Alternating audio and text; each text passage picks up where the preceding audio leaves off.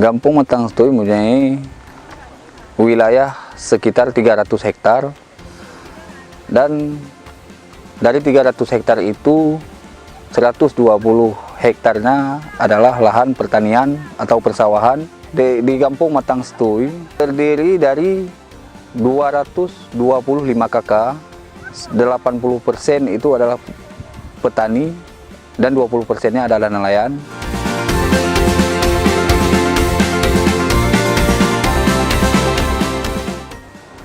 Desa Matang Setui memiliki beberapa tempat dan aset gampung, yang terutama yang di samping kita ini adalah waduk. Waduk ini dulunya tidak berfungsi. Semenjak ada bantuan dari pemerintah daerah, alhamdulillah petani di wilayah Gampung Matang Setui dulunya yang bertani itu kurang mendapatkan penghasilan. Dengan adanya waduk ini, masyarakat Gampung Matang Setui alhamdulillah mudah bertani dan mendapatkan hasil panen yang cukup lumayan.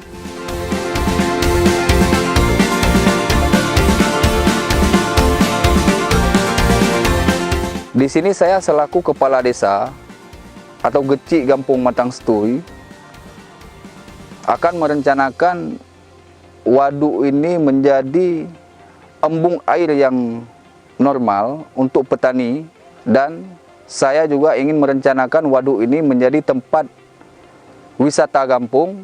Salah satunya adalah akan membuat ternak ikan atau kolam pemancingan supaya menjadi salah satu sumber pendapatan warga desa Matang Setui dan berfungsi bagi seluruh petani desa Matang Setui.